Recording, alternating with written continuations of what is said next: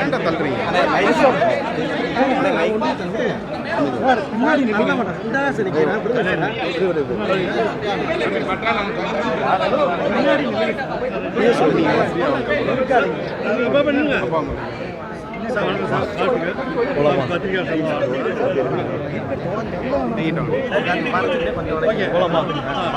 இது வேண்டாம் வேண்டாம் இது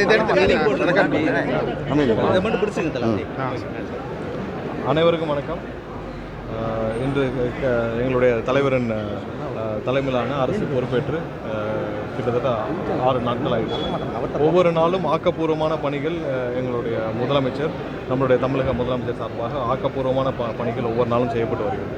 ஒவ்வொரு நாளும் மக்களுக்கு தேவையான அனைத்து உத்தரவுகள் எப்படின்னா மதுபான கடைகள் மூடப்பட்டதுலேருந்து பெண்களுக்கு பாதுகாப்பான சிங்கப்பெண் படை உட்பட ஒவ்வொன்றும் ஆக்கப்பூர்வமான ஒவ்வொரு பணிகளும் மேற்கொள்ளப்பட்டு வருகிறது. கண்டிப்பாக மக்கள் என்ன எதிர்பார்த்து வாக்களித்தார்களோ அது 100% நிறைவேற்றப்படும். எல்லா இடத்துலையும் வந்து இப்போ ட்ரக் ஃப்ரீ ஸ்டேட், அதாவது போதைப் பொருட்கள் இல்லாத தமிழகத்தை உருவாக்க கண்டிப்பாக எங்களுடைய முதலமைச்சர் தமிழகம் முழுவதும் இருக்கும் அனைத்து அதிகாரிகளையும் முடக்கி விடுவார். எதை எதிர்பார்த்து மக்கள் வாக்களித்தாங்களோ அது 100% நிறைவேறும் என்பதில் எந்த மாற்று கருத்தும் இல்லை. கண்டிப்பாக இப்போ என்னென்ன பழைய திட்டங்கள் என்னென்ன திட்டங்கள் இருக்குதோ அதெல்லாம் தொடரும்னு சொன்னதன் அடிப்படையில் நேற்று எல்லாம் பெண்களுக்கான 1000 ரூபாய் எல்லாமே வந்து இன்றைக்கி வர வைக்கப்பட்டது. ஸோ ஒவ்வொன்றும் கண்டிப்பாக எந்தவித தடையும் இல்லாமல் மக்கள் நல திட்டங்கள், மக்கள் நல பணிகள் மக்களுக்காக மட்டுமே செய்யக்கூடிய அரசாக இந்த அரசு வரும். சார், திருப்பங்கூர் தொகுதியிலேயே அதிகமான திட்டங்கள் வந்து இன்னும் நிறைவேற்றப்படாமல் நிறையா இருக்குது. இது எப்படி எதிர்கொள்ள போகிறீங்க நீங்கள் இப்போ அமைச்சர்? இல்லை, கண்டிப்பாக இப்போ தான் வந்து தொடங்கி இருக்கிறோம். இன்றைக்கி தான் வந்து முதல் பதவியேற்ற பிறகு வந்திருக்கோம். ஒவ்வொன்றாக ஆய்வு செய்து மக்களுக்கு தேவையான அனைத்து விஷயங்களும் செய்வோம். ஏன்னா மதுரை மாவட்டத்தை பொறுத்தவரை பார்த்திங்கன்னா மதுரை மாநகராட்சி முழுவதும் மக்களுக்கு வந்து இந்த கழிவுநீர் கால்வாய்கள் தேவையான ஒரு அடிப்படை வசதி ரொம்ப தேவையான ஒன்றாக இருக்குது. ஸோ அது இல்லாமல் எங்கெங்கெல்லாம் மக்களுக்கு என்னென்ன தேவை என்று கேட்டிருக்காங்களோ அதெல்லாம் ஏற்கனவே நிறைவேற்றணும் என்று சொல்லியிருக்கோம். ஸோ அதெல்லாம் கொஞ்சம் கொஞ்சமாக படிப்படியாக நிறைவேற்றும்.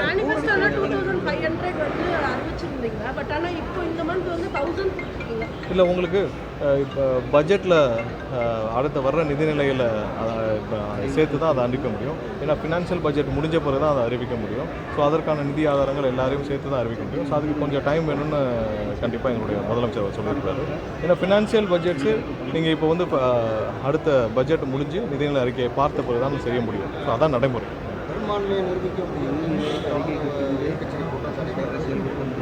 பெரும்பான்மையை தான் நிரூபித்தாச்சு. இதற்கு மேலே என்ன 140 பேர் எங்களுக்கு ஆதரவு வாங்கியிருக்காரு. எங்களுடைய கூட்டணி கட்சி சார்பாக நாங்கள் 120 பேருக்கான ஆதரவுகளை நாங்கள் கவர்னர்கிட்ட கொடுத்துருந்தோம். 120 ஆதரவு இல்லாமல் மேலும் சிலர் வந்து சில எம்எல்ஏக்கள், பல எம்எல்ஏக்கள் வந்து கண்டிப்பாக இது மக்கள் அளித்த தீர்ப்பை நாம் வரவேற்க வேண்டும், மக்கள் அளித்த தீர்ப்புக்கு ஆதரவாக இருக்க வேண்டும் என்று பல எம்எல்ஏக்கள் மற்ற கட்சிகளில் வந்து ஆதரவு தெரிவிச்சிருக்காங்க. கண்டிப்பாக மக்கள் வந்து ஒட்டுமொத்த தமிழக மக்களும் மாற்றத்தை விரும்பி அளித்த தீர்ப்பை ஏற்றுக்கொண்டு 144 பேர் ஆதரவாக இருந்த நிலையில் இதில் என்ன பெரும்பாலும் நிர்ணயிக்கும்? ஆட்சி எப்போது வேண்டுமானாலும் எதுவுமே ஆகாது. இது மக்கள் அளித்த தீர்ப்பு, ஒட்டுமொத்த தமிழக மக்கள் அளித்த தீர்ப்பு. ஸோ அதனால் இது எதுவும் யாரும் செய்ய முடியாது. ஒட்டுமொத்த மக்களுக்கான வெற்றி இது. அதில் ஒன்று என்ன, மதுரை மாநகராட்சி ஊழல்னால வந்து மண்டல தலைவர்கள்லாம் நீக்கப்பட்டாங்க, மேயர் இருக்கு. இப்போ மாநகராட்சி எப்படி செயல்படுத்துவாங்க? இந்த ஆட்சியில் எப்படி செயல்படுத்தப்படும்? மதுரை மாநகராட்சி மட்டுமே தமிழகத்தில் அது ஒரு முடக்கப்பட்ட மாநகராட்சி. ஏன்னா இது போன ஆட்சியில் அந்த 4 வருஷத்தில் மொத்தமாக மாநகராட்சியில் 400 கோடிக்கு மேலே ஊழல்கள் பிடிபட்டிருக்கு. அதில் நிறைய விசாரிக்கப்படாமல் இருக்குது. நிறைய மக்களுடைய பணங்கள் திருடப்பட்டிருக்கு. ஸோ இது அனைத்தும் விசாரிக்கப்பட வேண்டும். மற்றபடி எல்லாமே மாநகராட்சியில் இப்போ என்ன பணிகள் நடந்துகிட்டு இருக்கோ, ஏன்னா அடுத்து வர்ற பட்ஜெட்டுக்கு அப்புறம் தான் இதை பண்ண முடியும். உள்ளாட்சி தேர்தலும் விரைவில் எப்போ வருதுன்னு நம்ம பார்க்கணும்.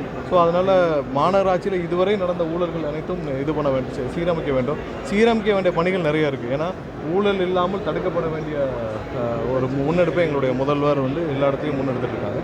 ஸோ ஊழல் எங்கெங்கே நடைபெறும், எங்கெங்கெல்லாம் லீக்கேஜஸ் இருக்கும், எங்கெங்கெல்லாம் அரசு துறைகள் எங்கெங்கே லீக்கேஜஸ் இருக்குமோ அதெல்லாம் கண்ட்ரோல் பண்ண வேண்டிய கட்டாயத்தில் இருக்கும். பொருட்களை தடுக்கிறது மெயின் திட்டமாக சொல்லுவீங்க. பூரண மதுவிலக்கு நம்ம இதில் சாத்தியமா அதற்கான இல்லை ஒவ்வொன்றும் படிப்படியாக தான் செய்ய வேண்டிய கட்டாயத்தில் இருக்கும். முதல் கட்டமாக 717 மதுபான கடைகள் மூடப்பட்டது. அது இல்லாமல் எல்லா இடத்துலையும் குட்கா போன்ற மதுபான பொருட்கள்லாம் தடை செய்யப்பட்டிருக்கு. அது எல்லாம் நிறுத்தப்பட வேண்டிய கட்டாயத்தில் இருக்குது.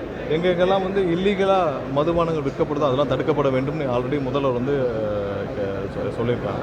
ஸோ இதெல்லாம் படிப்படியாக செய்யப்பட்டு என்ன தமிழக மக்களுக்கு தேவையோ அது மற்றபடி எங்கேயுமே வந்து இந்த தமிழக மக்களுக்கு விரோதமான எந்த ஸ்டெப்பையும் கண்டிப்பாக முதல்வர்கள் எடுத்தார். நீட் தேர்வுக்கு வந்து பழைய முதல்வர் வந்து தொடர்ந்து கடிதமாக எழுதுறாருன்னு சொல்லி குற்றச்சாட்டு வச்சார். ஆனால் முதல்வரும் திரும்ப கடிதம் ஏன்னா நீட் தேர்வு யாரும் ஒன்றிய அரசுடைய கண்ட்ரோலில் இருக்குது. கண்டிப்பாக வந்து ஒரு தேர்வை கூட அவர்களால் ஒழுங்காக நடத்த முடியல. எவ்வளோ நேரம் மாணவர்கள் வந்து மன உளைச்சலுக்கு ஆளாவாங்க. ஒவ்வொரு நாளும் மாணவர்கள் வந்து மிகப்பெரிய மன உளைச்சல் இருக்காங்க. ஏன்னா இந்த தேர்வே பெரிய கஷ்டமான விஷயம். இந்த தேர்வில் வந்து இவங்க ஒரு தடவை நடத்தி முடிச்சுட்டு திரும்பவும் தேர்வு வைக்கிறாங்க. அதுக்கும் திரும்ப ப்ரிப்பேர் பண்ணணும். இது மிகப்பெரிய ஒரு வியாபாரமாகவும் இந்த நீட்டு தேர்வு வந்து மிகப்பெரிய வியாபாரமாக மாறி இருக்குது. சாதாரண ஏழை எளிய மக்களுக்கு வந்து ஒரு எட்டாத ஒரு இடமா இருக்குது. இதெல்லாம் மாற்றப்பட வேண்டும். நீட்டு வேண்டாங்கிறது தான் எங்களுடைய நோக்கம். பட் இது ஆல்ரெடி இம்ப்ளிமெண்ட் ஆயிடுச்சு. உச்சநீதிமன்றமும் ஆணையில் இருக்குது. கண்டிப்பாக இதை வந்து ஒரு தேர்தலை கூட ப்ராப்பராக நடத்த முடியலன்னா இது மாணவர்களுக்கு லட்சக்கணக்கான மாணவர்கள் பெரிய மன உளைச்சலை கொடுக்குறது. ஒவ்வொரு நாளும் தேர்தல் எப்போ வருதுன்னு தெரியாமல் உட்காந்துட்டு அப்புறம் தேர்தல் முடிஞ்சு அந்த தேர்வு முடிஞ்சு அந்த தேர்வுக்கான ரிசல்ட்டையும் காத்துட்டு இருந்து அதுக்கப்புறம் அதில் ரேங்கிங் வருது. நீட் ரேங்கிங்கில் பெரிய குளறுபடிகள் ஒவ்வொரு தடவையும் நடக்குது. அந்த ரேங்கிங்லேயும் பார்த்தீங்கன்னா ஒவ்வொரு தடவையும் வந்து வேறு மாநிலத்துலேருந்து வர்றவங்களுக்கான ரேங்கிங்லேயும் நிறைய டிஃப்ரென்சஸ் இருக்குது. இங்கே இருக்கிற மேனேஜ்மெண்ட் இன்ஸ்டிடியூஷன்ஸில் மேனேஜ்மெண்ட் காலேஜஸ்லேயும் வந்து பெரிய அளவில் இந்த நீட்டுனால பெரிய பயன் இல்லை. நீட்டில் வந்து குறைந்த மார்க் எடுத்தவங்களும் மேனேஜ்மெண்ட் காலேஜஸில் சேர முடிகிற சூழ்நிலை இருக்குது. அதனால் நீட்னால் எந்த பயனும் இல்லை. நீங்கள் தகுதியானவர்கள் தேர்வு செய்யணும்னா நீட்னால் எந்த பயனும் இல்லை. கண்டிப்பாக இது வந்து தேவையற்ற ஒன்று. அட்லீஸ்ட் இந்த தேர்வையாவது மாணவர்களுக்கு ஒரு பெரிய மன உளைச்சல் எல்லாம் நடத்தி முடிக்க வேண்டும். மது டாஸ்மார்க் இது குறைச்ச மாதிரி நேரம் குறைக்கப்படுறதுக்கு வாய்ப்பு இருக்கா? இல்லை, முதல்வர் தான் முடிவு செய்வார். கண்டிப்பாக இதை கூடிய வரும். தகுதி நீக்கம் மீன்ஸ் அவங்களுக்கு ஆதரவு அளித்த 25 பேருடைய கட்சி பொறுப்புகளை எடப்பாடி பழனிசாமி பறிச்சிருக்காரு, அதை எடுத்துட்டாரு. பட் லீகல் இஷ்யூவை நீங்கள் கால்குலேட் பண்ணலையா? ஏன்னா அவங்க பொறுப்பும் போயிருக்கு. அதை பற்றி இல்லை, அது அவங்களுடைய உட்கட்சி விவகாரம். அதில் என்ன நடக்குதுன்னு பேசுகிறதுக்கு எங்களுக்கு உரிமை இல்லை. ஏன்னா அவங்களுடைய கட்சியில் அவங்க ஆல்ரெடி வந்து அவங்க அதற்கான விளக்கம் கொடுத்துருக்காங்க. என்னென்னா திரு எடப்பாடி அவர்களும் ஸ்டாலின் அவர்களும் திரு எடப்பாடி அவருடைய மகன் மிதுனும் ஒரு வார பத்திரிகையில் வந்துச்சு, ஒரு சில தொழிலதிபர்களும் சேர்ந்து திமுகவும் அதிமுகவும் சேர்ந்து ஒரு ஆட்சியை அமைக்க வேண்டும் என்று முயற்சி செய்தான் இருக்கு. ஸோ அதற்கு எதிர்ப்பு தெரிவித்து அந்த கட்சி எதை நோக்கி புரட்சித் தலைவரும் அம்மா அவர்களும் கட்சியை நடத்திட்டு இருந்தாங்களோ அதற்கு எதிராக திரு எடப்பாடி அவர்கள் செயல்படும் போது அதற்கு எதிர்ப்பு தெரிவித்து பெரும்பான்மையான எம்எல்ஏக்கள் வெளியே வந்து மக்கள் என்ன தீர்ப்பளித்தாலும் அதற்கு ஆதரவு தெரிவிக்கிறோம். அவங்கெல்லாம் வந்து எம்எல்ஏக்கள் முன்னாள் அமைச்சர்கள்லாம் பேட்டி கொடுத்துருக்காங்க. ஸோ அதில் நம்ம பேசுகிறதுக்கு ஒன்றுமே இல்லை. அதுக்கான விளக்கங்கள் ஆல்ரெடி தெளிவாக கொடுக்கப்பட்டிருக்கு. உதயநிதியும் ஸ்டாலினும் திரு எடப்பாடி அவர்களும் சேர்ந்து பின்புறம் வழியாக ஒரு ஆட்சியை அமைக்க முயற்சி செய்தார். மக்கள் அளித்த தீர்ப்புக்கு எதிராக ஆட்சி அமைக்க முயற்சி செய்தார்கள்னு சொல்கிறாங்க. எல்லாரும் சொல்கிறாங்க, அந்த கட்சியிலேருந்து வந்த எல்லா எம்எல்ஏகளும் சொல்கிறாங்க. ஸோ அதில் அது நியாயமான ஒரு விஷயமாக தான் படுது. லாஜிக்காக நீங்கள் நம்புறீங்க. ஏன்னா 2வது நாள் ஸ்டாலின் அறிவிக்கிறார், சிஎம் சொல்கிறாரு, நாங்கள் தாவேக ஆட்சியில் தடுக்க இல்லை, கண்டிப்பாக இதற்கான முயற்சிகள் 100% நடந்தது. அவர்கள் இருவரும் சேர்ந்து ஆட்சி அமைக்க 100% முயற்சி செய்தார்கள். அதை அவர்கள் கூட்டணி கட்சியில் இருந்த அனைவரிடமும் கூப்பிட்டு பேசினார்கள் என்று தகவல் கேள்விப்பட்டோம்.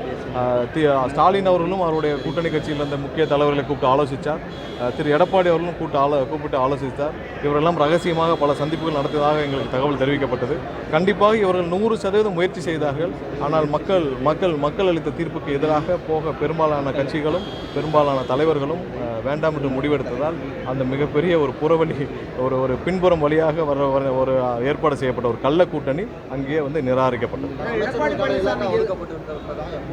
இல்லை, முதல்வர் விரைவில் யாருக்கு என்ன இலாக்கான்றதை முடிவு செய்து முதல்வர் அறிவிப்பார். அது வந்து எடப்பாடி பழனிசாமிக்கு எதிராகத்தான் அவங்க வெளியே வர்றாங்க அப்படின்னா அவங்கள போய் முதலமைச்சருக்கு தனிப்பட்ட முறையில் அலுவலகம் சந்திக்கிறது, சோப்பா அனுப்பினதெல்லாம் உதயநிதி விமர்சிக்கிறாரு. இல்லை, அது யாரெல்லாம் வந்து அங்கே முக்கியமான ஒரு தலைவர்கள் எங்களுடைய தலைவரை பார்க்க விரும்பினார்களோ அவர்களை சந்திக்கிறது ஒன்றும் தப்பு இல்லை. தனிப்பட்ட முறையில் அவங்களுடைய இல்லத்திலையும் அவங்களுடைய அலுவலகத்திலையும் சந்திக்கிறதுல யாருக்கும் எந்த மாற்று கருத்தும் இல்லை. அதனால் எந்த இது அவங்க ஆல்ரெடி வந்து ஒரு வாரமாக அவங்க எதிர்நிலைகள் இருக்கிறாங்க, அவங்க எதிராக செயல்படுறாங்க. அதில் ஒரு சில பேர் வந்து சந்திக்கணும்னு விருப்பப்பட்டப்போ எங்களுடைய முதல்வர் வந்து முக்கிய தலைவர்களை சந்திக்கும் போது அவர்களை சந்திப்பதில் எந்த தவறும் இல்லை. அப்போ எடப்பாடியெல்லாம் சந்திச்சிருக்கணுன்றதான அடுத்த விமர்சனம் வைக்கிறாங்க. இல்லை ஒரு சில பேரை ஒரு சில நேரத்தில் சந்தித்தால் அது சரியாக இருக்காது. ஏன்னா அரசியல் சூழ்நிலையில் ஒரு சில பேரை சந்தித்தால் அது மக்களுக்கும் எதிராக இருக்கும், சூழ்நிலையிலும் அது எதிராக இருக்கும். அதனால் அது சரியாக இருக்காது என்றதால் சந்திப்பு ஏற்பாடு செய்யப்படும். நன்றி. நன்றி.